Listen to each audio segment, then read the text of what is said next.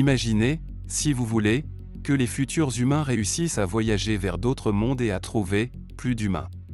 Si l'on en croit certains scientifiques, alors les humanoïdes extraterrestres bleus et verts que vous voyez sur Star Trek pourraient bien être là-bas.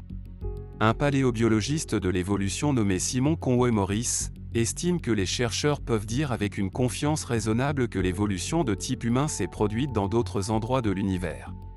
Le cœur de cette croyance vient d'une certaine théorie de l'évolution, qui prétend que les effets aléatoires finissent par s'équilibrer, de sorte que l'évolution se combine pour produire des organismes similaires dans un environnement donné.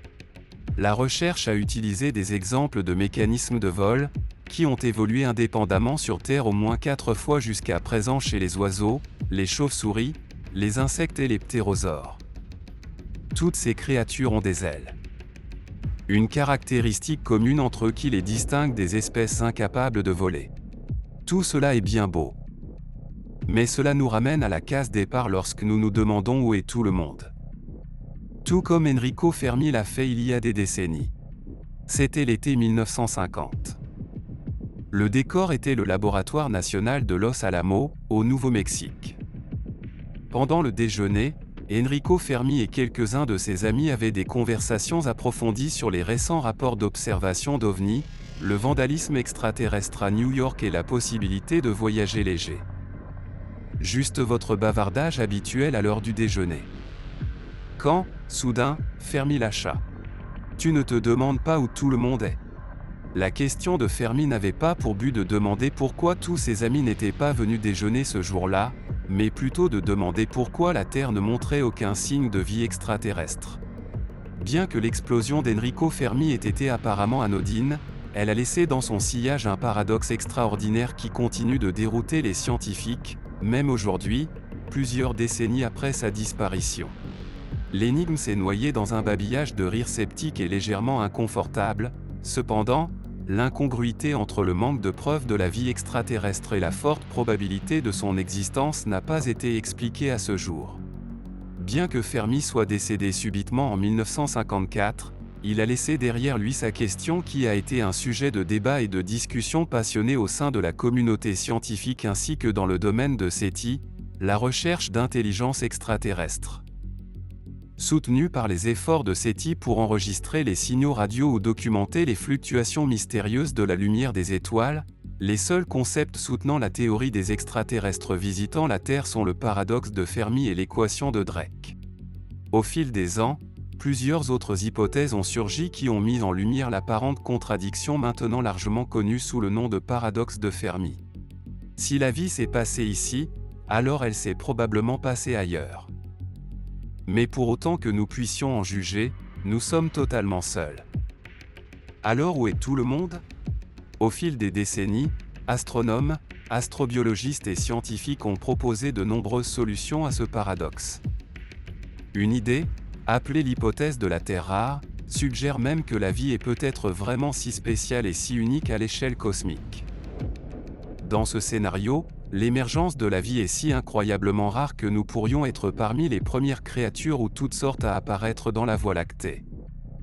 En d'autres termes, les circonstances qui ont conduit à l'émergence de la vie sur Terre sont si particulières que même avec des milliards d'autres mondes, la vie ne s'est produite qu'une seule fois. Une autre solution proposée, connue sous le nom d'hypothèse du grand filtre, postule que peut-être la vie est commune mais la vie intelligente est ce qui est difficile. Après tout, la vie est apparue relativement tôt dans l'histoire de notre planète, mais il a fallu des milliards d'années pour que l'intelligence apparaisse. Ce qui pourrait signifier que nous sommes peut-être incroyablement chanceux d'avoir le cerveau que nous avons. Et même avec tout ce développement cognitif et ses capacités de réflexion critique, l'introduction des armes nucléaires et le changement climatique ont mis en doute l'avenir de notre espèce.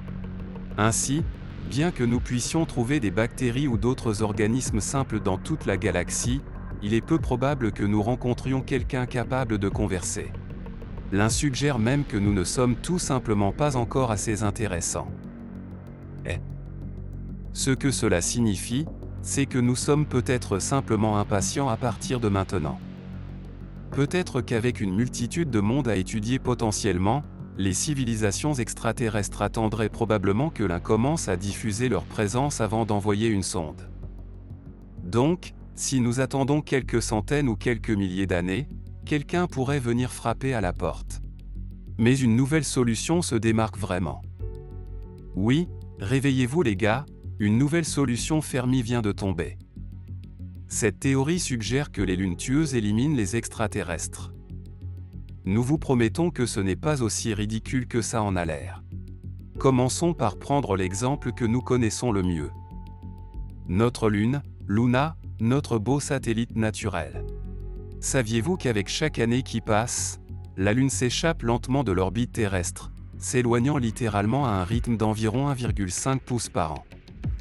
Finalement, la Lune sera complètement dissociée de notre planète, dans un avenir inimaginablement lointain, dans des milliards d'années, lorsque le Soleil aura déjà explosé.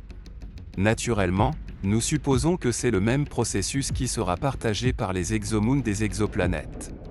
Selon une nouvelle étude publiée dans la revue Monthly Notice of the Royal Astronomical Sciences, les exomoons, ou lunes qui tournent autour d'une exoplanète en dehors de notre système solaire, pourraient s'écraser sur leur planète hôte et anéantir toute chance de vie ou même de vie existante, sur une base étonnamment régulière. La vie sur une exoplanète lointaine pourrait être effacée en ce moment même pendant que vous regardez cela. En utilisant des simulations, une étude a révélé qu'en fonction de la proximité de l'exoplanète avec l'étoile du système, la chronologie d'une telle collision pourrait être considérablement accélérée, permettant à une lune non attachée de revenir s'écraser sur son ancien hôte à peine 1 milliard d'années. Dans la formation de la planète. Quoi qu'il en soit, avec une chronologie rapide ou lente, la recherche a conclu qu'une lune non liée finira par entrer en collision avec sa planète mère. C'est la possibilité à long terme la plus probable. Ce n'est pas une bonne nouvelle pour les mondes extraterrestres potentiels ou même pour le nôtre, d'ailleurs. Pendant très longtemps, les lunes ont été un facteur essentiel pour favoriser un climat vivable en premier lieu. Les lunes sont souvent considérées comme utiles, car elles aident à stabiliser l'axe d'une planète, permettant des climats et des saisons plus stables qui sont mieux adaptés pour abriter la vie.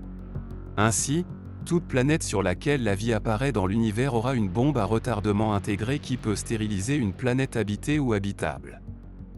Serait-ce la raison pour laquelle nous n'avons pas encore rencontré d'autres civilisations ? En fin de compte, ce ne sont que des hypothèses. Mais nous entrons dans une ère où nous allons disposer de données réelles concernant la vie sur d'autres planètes.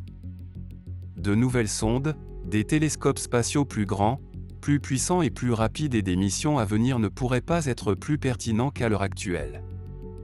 Peut-être que nous ne sommes pas seuls et que nous ne l'avons jamais été. Ou peut-être que nous, les terriens, sommes vraiment si spéciaux après tout, mais qu'est-ce que j'en sais ?